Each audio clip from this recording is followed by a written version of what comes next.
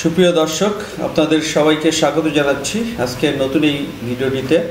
আজকে আমি আলোচনা করব আপনাদের জন্য একদম শেয়ার বাজারের একদম বেসিক যে বিষয়গুলো জানা দরকার। অর্থাৎ আপনি যদি শেয়ার মার্কেটে নতুন হন অথবা শেয়ার মার্কেটে বিনিয়োগ করতে চাচ্ছেন এরকম হন, তাহলে আপনার জন্য এই ভিডিওটি অবশ্যই মাস্টার ক্লাস হতে যাচ্ছে। তো আমরা যে বিষয়গুলো আলোচনা করব, কি বিষয় আলোচনা করব সেটা একটু দেখে নিই। প্রথমত আমরা শেয়ার বাজার কী বিষয়টা জানবো, তারপরে হচ্ছে শেয়ার বাজারে বিনিয়োগ অন্যান্য বিনিয়োগ থেকে কেন বেশি লাভজনক সেই বিষয়টি জানার চেষ্টা করব। শেয়ার বাজার কাদের জন্য বেশি উপযোগী এই বিষয়গুলো একটু দেখার চেষ্টা করব। শেয়ার বাজারে বিনিয়োগের জন্য পূর্ব প্রস্তুতি কী সেগুলো আমরা জানবো, অর্থাৎ কী প্রয়োজন সেগুলো দেখার চেষ্টা করব। শেয়ার বাজারে বিনিয়োগ করে কি উপায়ে লাভবান হওয়া যায় এটা ডিটেলস একটু বলার চেষ্টা করব। শেয়ার বাজারে বিনিয়োগ ঝুঁকি কেমন এটা বুঝতে পারবেন আপনার এখান থেকে। কোন ধরনের অর্থ শেয়ার বাজারে বিনিয়োগ করা যাবে না, অর্থাৎ আমাদের কাছে অর্থ থাকলেই যে সব অর্থ বিনিয়োগ করা যাবে তা না, কোনগুলো বিনিয়োগ করা যাবে সেই বিষয়গুলো আলোচনা করব। শেয়ার বাজারে বিনিয়োগ দক্ষতা সেরা স্কিল হিসেবে গণ্য করা যায় কেন, তার পক্ষে আমরা যুক্তি দেওয়ার চেষ্টা করব। তো প্রথমেই শেয়ার বাজার কি। শেয়ার বাজারটা আমরা যদি বলি যে শেয়ার বাজার হচ্ছে এমন একটি আর্থিক বাজার, শেয়ার বাজার হচ্ছে এমন একটি আর্থিক বাজার যেখানে কোনো কোম্পানির শেয়ার ক্রয় বিক্রয় বা মালিকানা হাত বাঁধা হয়। একদম সিম্পল বিষয়, বিভিন্ন কোম্পানির যত শেয়ার থাকে অর্থাৎ তার মালিকানা কিন্তু ক্ষুদ্র ক্ষুদ্র অংশে বিভক্ত থাকে। যেমন যে কোনো কোম্পানি বর্তমানে যারা বাংলাদেশের যে কোম্পানিগুলো শেয়ার মার্কেটে লিস্টেড আছে তাদের কোম্পানির যে মূলধন সেই মূলধনকে একদম ক্ষুদ্র ক্ষুদ্র অংশে বিভক্ত করা আছে। হয়তো 10 টাকার ফেস ভ্যালু, এটা বাজারে বিভিন্ন দামে বিক্রি হয়। অর্থাৎ কেউ যদি কোনো কোম্পানির একটি শেয়ার ক্রয় করে তাহলে কিন্তু সে কোম্পানির মালিকানা লাভ করে। আর এই মালিকানাটা হাত বদল করা সম্ভব, অর্থাৎ শেয়ার বাজারের কোনো কোম্পানির কেউ যদি মালিকানা লাভ করে সেই মালিকানাটা হস্তান্তরযোগ্য। আর এই যে হস্তান্তরযোগ্য এই কারণেই কিন্তু শেয়ার বাজারে কোনো কোম্পানির শেয়ার লেনদেন হয় এবং কেউ কম দামে কিনে বেশি দামে বিক্রি করে অথবা বেশি দামে কিনে কম দামে বিক্রি করে, এভাবে কিন্তু সে লাভ বা ক্ষতির সম্মুখীন হয়। তো তারপরে আরেকটা বিষয় সেটা হচ্ছে যে শেয়ার বাজার বিনিয়োগের অন্যতম প্রধান ক্ষেত্র। আমরা বিনিয়োগের যতগুলো ক্ষেত্র দেখি, জমি, তারপরে আমরা ব্যাংকে এফডিআর করতে পারি, তার মধ্যে শেয়ার বাজারে বিনিয়োগ অন্যতম একটা প্রধান ক্ষেত্র। যে কেউ কোনো কোম্পানির শেয়ার ক্রয় করে লাভবান হতে পারে। হ্যাঁ, আপনার যদি অর্থ থাকে এবং আপনার যদি মিনিমাম নলেজ থাকে তাহলে আপনি কোনো কোম্পানির শেয়ার ক্রয় করে লাভবান হতে পারেন। আর আমরা শুধু বুঝি যে শেয়ার বাজারে বোধহয় শুধুমাত্র কোনো কোম্পানির শেয়ার ক্রয় বিক্রয় হয় তা না, এখানে বিভিন্ন কোম্পানি শেয়ার, বন্ড এবং মিউচুয়াল ফান্ডের মাধ্যমে বিনিয়োগের সুযোগ আছে। তো আমাদের দেশের শেয়ার মার্কেট এখনও বন্ড বিনিয়োগের সুযোগ এখনও তৈরি হয়নি, তো অচিরে আমরা হয়তো এই সুযোগগুলো দেখতে পারবো। তো মূল বিষয় হচ্ছে যে শেয়ার বাজারে হচ্ছে বিভিন্ন কোম্পানির মালিকানা ক্রয় বিক্রয় করা হয়। আমি যদি এক কথাই বলি যে মালিকানা ক্রয় বিক্রয় করা হয়, আর এই মালিকানা ক্রয় বিক্রয় করার মাধ্যমেই কিন্তু এই যে বিভিন্ন লাভ বা ক্ষতির যে বিষয়গুলো থাকে সেগুলো হয়। তো তারপরে যে প্রশ্নটা আমার ছিল সেটা হচ্ছে যে শেয়ার বাজারে বিনিয়োগ বেশি লাভজনক কেন। হ্যাঁ, বাংলাদেশে বা পৃথিবীর যত বিনিয়োগ ক্ষেত্র আছে তার মধ্যে শেয়ার বাজারে বিনিয়োগ সবচেয়ে বেশি লাভজনক। এবং যদিও ঝুঁকি আছে, অবশ্যই আপনাকে ঝুঁকিটা মিনিমাইজ করতে হবে। কেন লাভজনক আমি একটা এক্সাম্পল হিসেবে যদি ধরি, 10 লাখ টাকা আমি 10 বছর আগে যদি এফডিআর করে রাখতাম তাহলে বর্তমানে তার মূল্য আমি যদি 10% হারেও যদি প্রফিট ধরতাম, 10% কিন্তু বিগত 1 বছর ধরে ব্যাংকগুলো দিচ্ছে, তারা কিন্তু 6-7% হারে প্রফিট দিয়েছে বা সুদ দিয়েছে, যেটাই বলি না কেন। তো সেই হারে যদি সুদ পাই, এটা সর্বোচ্চ ভ্যালু কিন্তু 20 লাখ টাকার বেশি হওয়ার কথা নয় বা তারও কম হবে আমরা যদি এফডিআর করি। অথবা আমি যদি 10 লক্ষ টাকা দিয়ে 10 বছর আগে কোনো জমি ক্রয় করতাম, সেটা হয়তো এখন ডাবল হতে পারে বা রিডাবল হতে পারে, তো তার ভ্যালু কিন্তু 20 থেকে 30 লক্ষ টাকার বেশি নয়।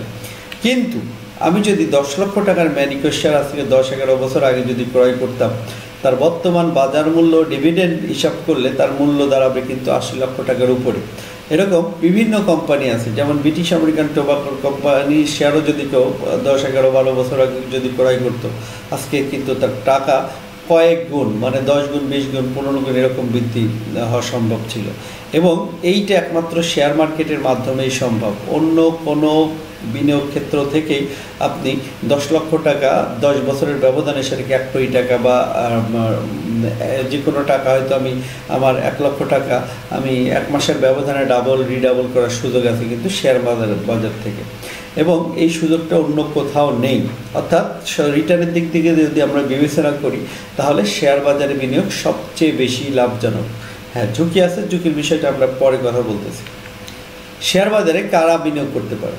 এখন আমাদের অনেকেরই প্রশ্ন থাকে যে আমরা কি শেয়ার বাজারে বিনিয়োগ করতে পারবো কিনা। হ্যাঁ, আপনি যদি কোনো ব্যক্তি হন তাহলে যে কোনো ব্যক্তি শেয়ার বাজারে বিনিয়োগ করতে পারবে, এখানে কোনো বাধা নেই। তো আপনার কিন্তু মিনিমাম ফাইন্যান্সিয়াল নলেজ থাকতে হবে, আপনার ফাইন্যান্সিয়াল বিভিন্ন কোম্পানির বিভিন্ন ফাইন্যান্সিয়াল যে বিষয়গুলো আছে সেগুলো বোঝার মিনিমাম ক্যাপাসিটি থাকতে হবে, তাহলেই আপনি বিনিয়োগ করতে পারবেন। আর শেয়ার বাজারে বিনিয়োগ আমরা যারা চাকরিজীবী তাদের জন্য বেস্ট অপশন হচ্ছে শেয়ার বাজারে বিনিয়োগ। কারণ আপনার হাতে যদি কিছু সঞ্চয় থাকে, সেই সঞ্চয়টা কিন্তু আপনি ইচ্ছা করলেই যেনতেনভাবে যেখানে সেখানে কিন্তু আপনি রাখতে পারবেন। আপনি কিন্তু এই সঞ্চয় দিয়ে কৃষিকাজ করতে পারবেন না, কারণ আপনি সরাসরি সেখানে ইনভলভ থাকতে পারবেন না।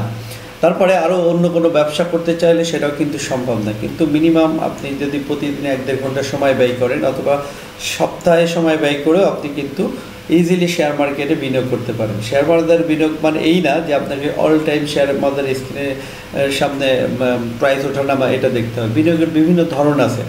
আপনি ইচ্ছা করলে কোনো শেয়ার ক্রয় করে 1 মাস না দেখলেও সমস্যা নেই, 3 মাস না দেখলেও সমস্যা নেই, এরকমও ক্ষেত্র আছে। তো আপনার সুবিধা মতো আপনি শেয়ার বাজারে বিনিয়োগ করতে পারেন। যারা চাকরিজীবী তাদের জন্য আমি মনে করি এটা বেস্ট অপশন, এর চেয়ে ভালো কোনো অপশন নেই।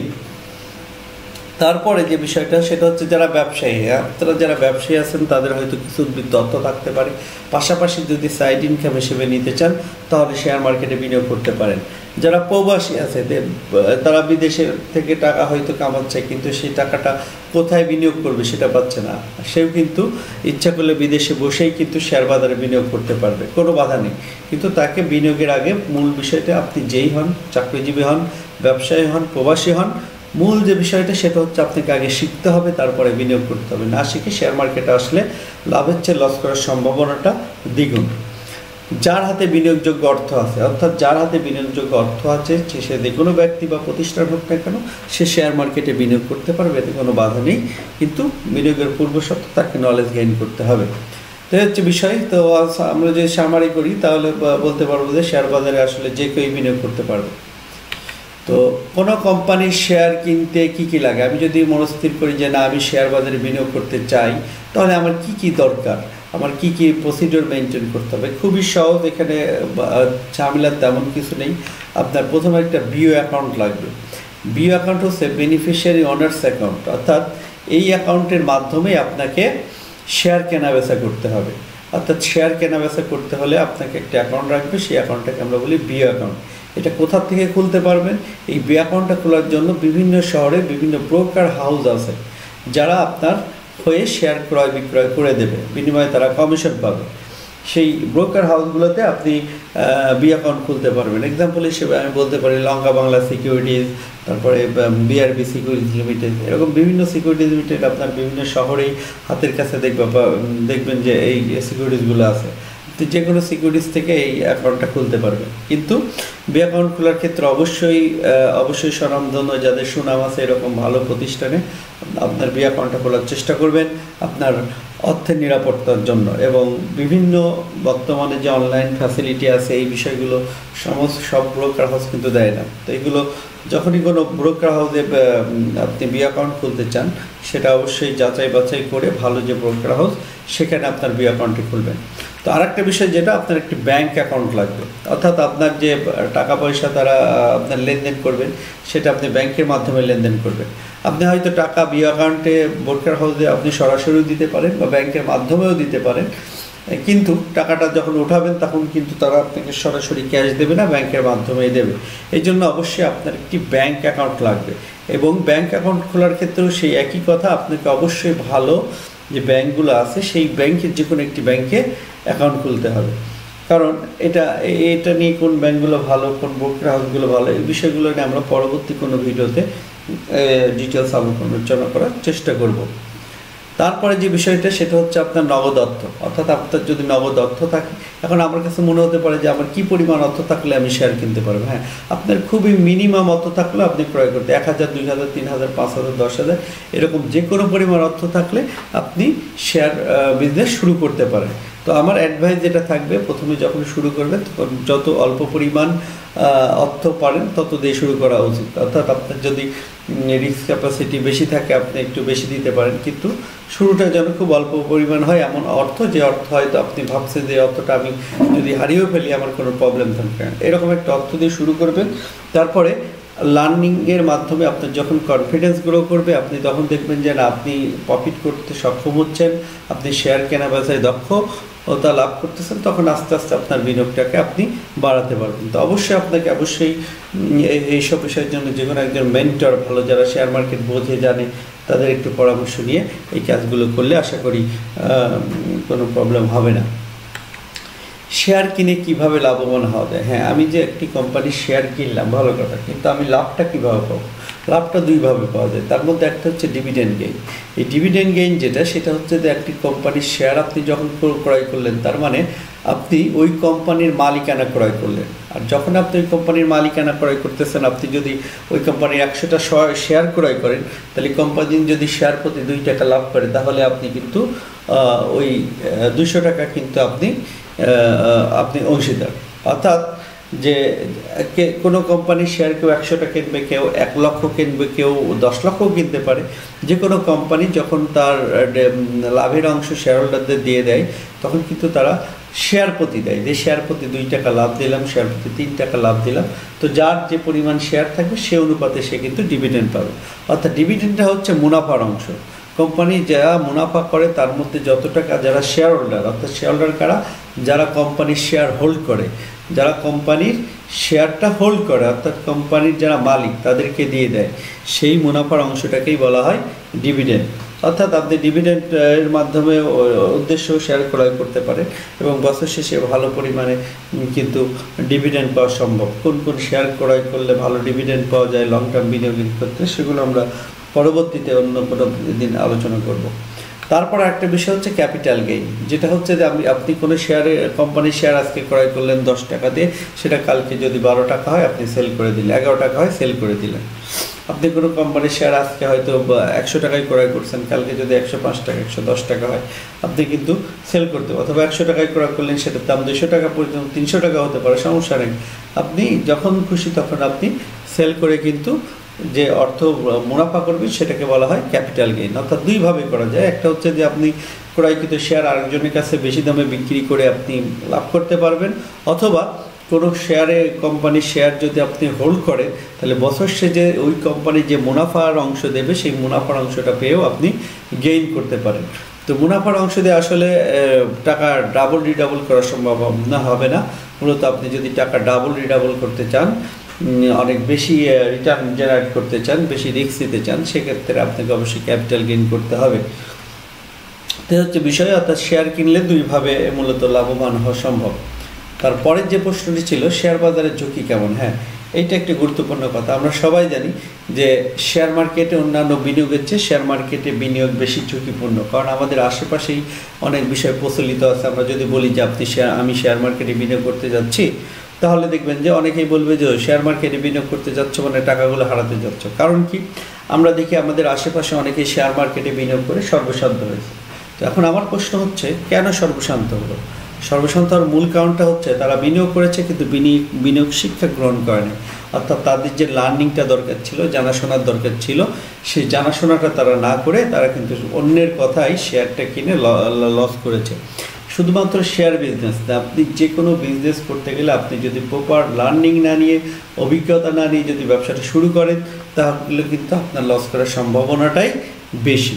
আর মূল কথা হচ্ছে, আপনি গাড়ি চালাতে যাচ্ছেন বাট আপনি গাড়ি চালাতে পারেন না, রাস্তায় যদি নামেন তাহলে আপনি জোরে চালান বা আস্তে চালান, তাহলে আপনার জন্য অবশ্যই অ্যাক্সিডেন্ট করার সম্ভাবনা অনেক বেশি।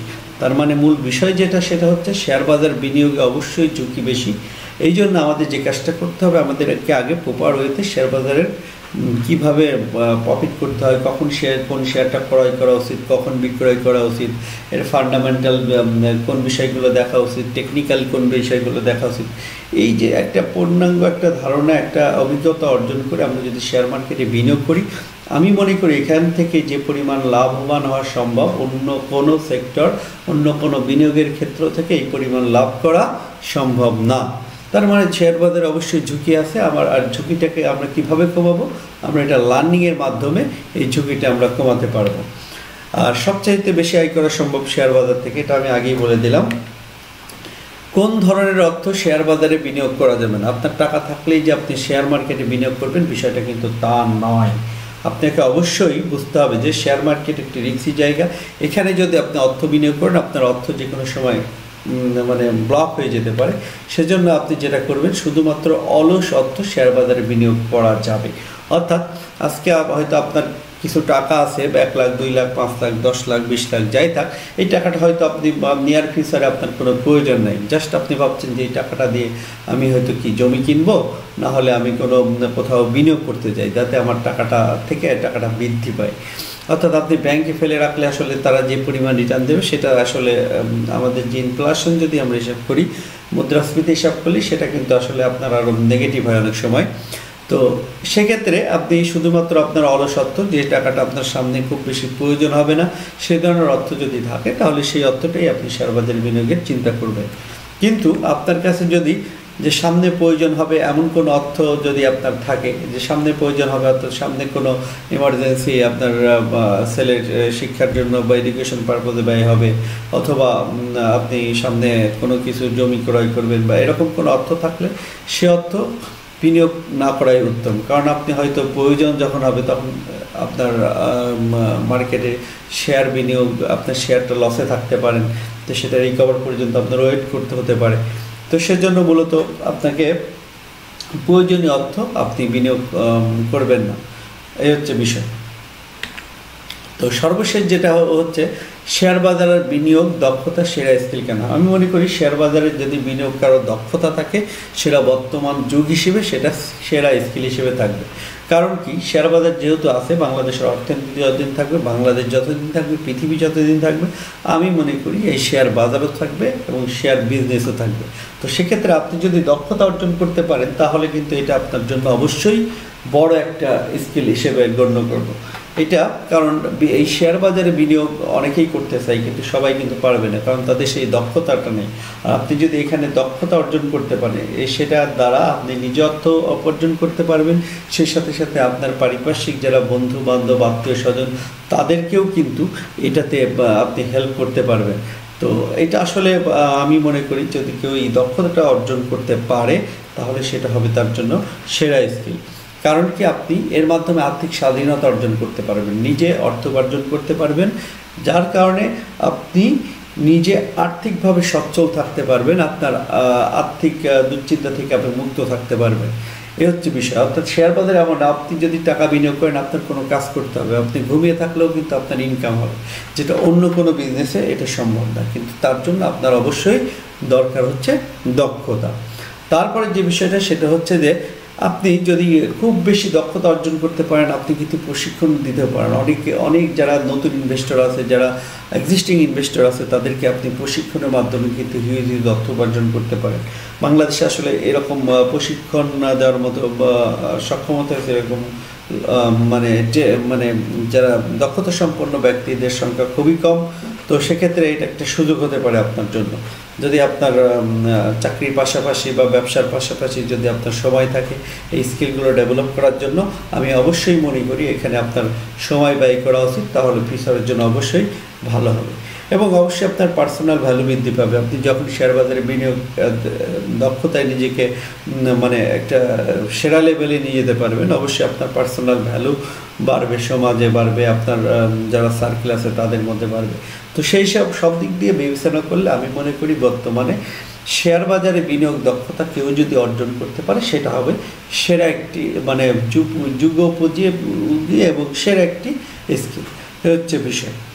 তো এই হচ্ছে আজকের আলোচনার বিষয় ছিল। তারপরে আমি আরেকবার একটু জাস্ট রিক্যাপ করি যে বিষয়গুলো আলোচনা করলাম। আমার আলোচনার যে বিষয় ছিল সেটা হচ্ছে শেয়ার বাজার কি, এটা বললাম যে যেখানে এই করে শেয়ার বাজারে বিনিয়োগ অবশ্যই কেন লাভজনক সেটা আপনাদের তুলনামূলক দেখিয়েছি। যে কেউ শেয়ার বাজারে বিনিয়োগ করতে পারবে এবং তারপরে শেয়ার বাজারে কীভাবে লাভবান হওয়া যায়, ঝুঁকি কেমন, একটা ওভারভিউ দেওয়ার চেষ্টা করলাম। যারা একদমই নতুন এবং চাচ্ছেন যে শেয়ার মার্কেটে বিনিয়োগ করব, তারা এই বিষয়গুলো জেনে আমার মনে হয় আপনাদের জন্য অনেক উপকারে আসবে। এবং আমি ধারাবাহিকভাবে আমার এই চ্যানেলটি ট্রেড উইথ মারুফ, এই চ্যানেলটিতে ভিডিও দেওয়ার চেষ্টা করব এবং এখানে সবগুলো ভিডিও থাকবে শিক্ষণীয় ভিডিও। এবং আপনারা যারা নতুন আছেন বা এক্সিস্টিং আছেন, তারা চ্যানেলটিকে যদি নতুন হয় ধন আমার চ্যানেলে অবশ্যই সাবস্ক্রাইব করে রাখবেন এবং লাইক কমেন্ট দিয়ে পাশে থাকবেন, যাতে আমি সামনে আরও এরকম শিক্ষণীয় ভিডিও আপনাদের জন্য আপলোড করতে পারি। মূলত আমার এই চ্যানেলটি খোলার মেইন যে উদ্দেশ্য ছিল সেটা হচ্ছে যে আমি যতটুকু শিখেছি জেনেছি সেই বিষয়গুলো আমি শেয়ার করতে চাই আপনাদের মাধ্যমে, এবং এটা দেখে যাতে আরও 5 জন বা 10 জন লোক নিজেদেরকে একটু নতুনভাবে যদি ঝালাই করতে চাই বা করতে চাই, সেটা আমার জন্য বেটার পাওনা হবে। তো আজকে পর্যন্তই, সবার জন্য শুভকামনা। আল্লাহ হাফেজ।